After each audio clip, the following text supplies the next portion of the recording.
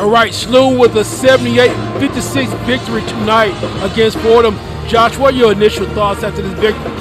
You know, looking at the game overall, man, it's one of those things where Fordham was really able to get going on the offensive boards, weren't able to finish. And SLU punished them both on a fast break and shooting the ball from three, 51% from the field, 40% from three-point range. Total team effort in a win tonight where they keep a win streak going. Win streak goes up to 10, 4-0 now in conference play. And Fordham had some sort of a game plan.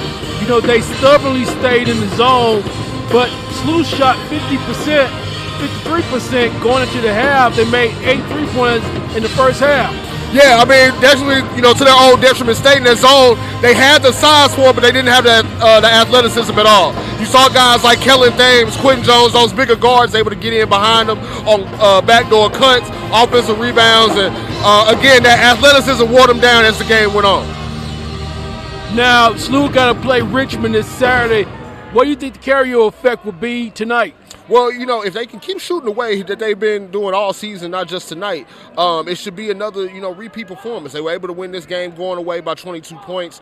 You know, it's yet another game that they won by north of 20. And I think that's a double-digit win that they can have against Richmond, too, if the shooting continues.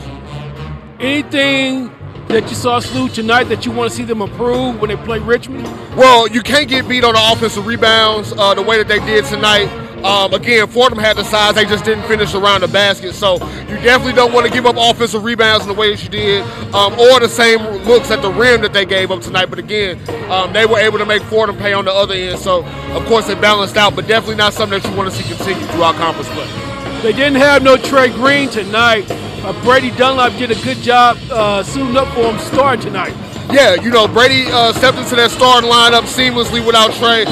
He had, you know, a couple big threes early in the first half to generate some momentum. But you also saw Paul Otieno, Kellen Thames, Eshawn Sharma, real key energy off the bench.